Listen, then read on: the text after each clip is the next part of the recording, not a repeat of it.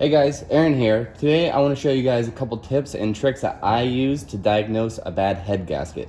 Now, a failed head gasket is a pretty serious issue and it can be very expensive to fix. So diagnosing the issue correctly is very important, and we definitely want to make sure that the head gasket has failed before we tear apart the motor. Now, it's important to note that head gaskets do a couple different things. They seal coolant passages, oil passages, and they seal the combustion chamber and prevent any combustion chamber gases from escaping and losing compression. But by far, the most common type of head gasket failure is when you have combustion gases escaping into a coolant passage, overpressurizing the cooling system, and again, overheating the car. And then you'll have a lot of fluid coming out of your overflow tank or out of your radiator cap just due to the high pressures. Now, this particular vehicle is a 2004 Saturn Vue with a 3.5 liter engine. And it has an aluminum heads and an aluminum block, which is far more likely to blow a head gasket when the engine overheats. Now, I did note when the vehicle came in on the tow truck, it had a bunch of coolant all over the frame. So I'm suspecting that the vehicle blew a hose, some kind of coolant leak happened, and the vehicle overheated. I did get a little bit of customer information. He said he was driving on the freeway, the AC went warm, he went over, pulled over the side of the road, and the vehicle actually died. When the vehicle died, he noticed that the temperature was pegged all the way up to the red. Now, one thing that tells me is that the computer actually shut down the AC compressor. When that happens, the vehicle is going into a limp mode when a certain coolant temperature has been reached. That's very normal on most cars today. Now, the first thing that I did is I took off the intake and I was able to find where the leak came from. The leak came from a coolant connector that connects these two heater hoses together. It was completely severed off and all the coolant escaped within a matter of seconds. If you look at the hood area here, this little insulator mat, it was completely soaked, and you can actually see the water and coolant stains that happened when that coolant connector broke. I went ahead and put just a little metal pipe in place of that connector just so we can seal up the cooling system and pressurize it to make sure that there are no more further leaks. Now, the next thing that we need to do is to identify if any cylinders are misfiring. This is going to be a good indication that we're having combustion gases escaping somewhere in a cooling, in the cooling system or in the oil system. So we need to identify which cylinder, if any, are having problems with that.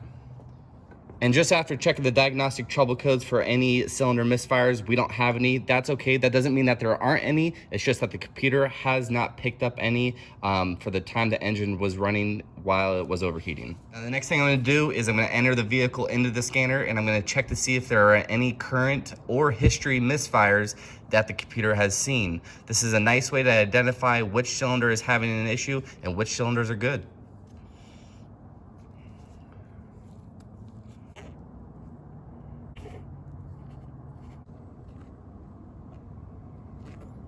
All right, I'm going to go into the misfire section of the data.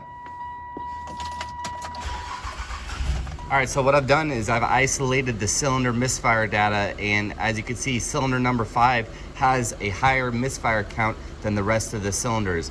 It's showing that it's currently not misfiring. However, I can feel just a little bit of shake in the car. I think we are having a problem with that cylinder number 5. So as you can see, this is a quick and easy way to identify which cylinder is having an issue and which ones are good. You can see cylinder 1, 3, 2, 4, 6. Those are all currently not misfiring. And as you can see, cylinder number 5 just went up and it currently is having an issue.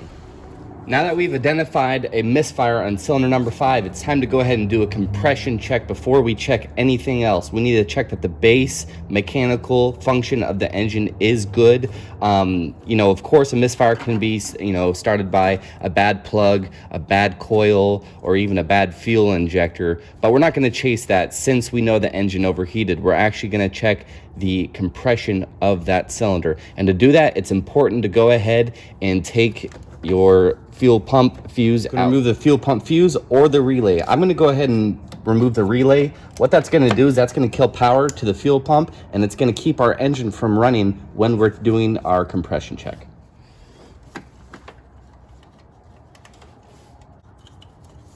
It's our coil.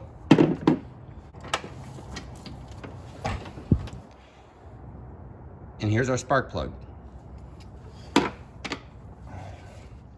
So now that our plug's out, I'm going to go ahead and install our compression tester, starting with this lead right here. It's important to note when we're doing the tests, spec on this motor should be above 170 PSI.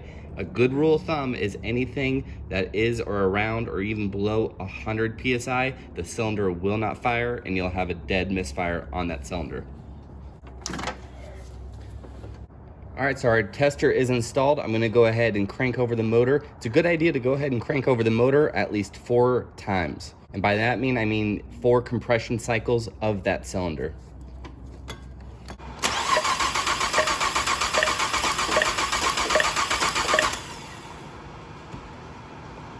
And as you can see, 110 PSI is pretty low. Went ahead and ran the test. Now it's time to go ahead and see if we have any combustion gases escaping into the cooling system.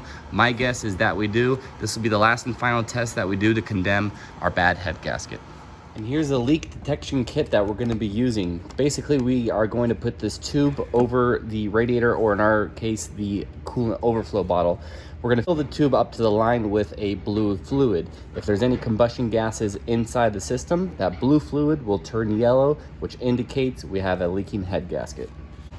One thing we also need to do is run the engine for about 10 minutes before we conduct the test, just to make sure it's up to operating temperature. Then we need to hook up this vacuum line that goes on top of the tube to either a vacuum hand pump or the engine manifold vacuum. So with that said, let's go ahead and fire up the engine and get it up to normal operating temperature.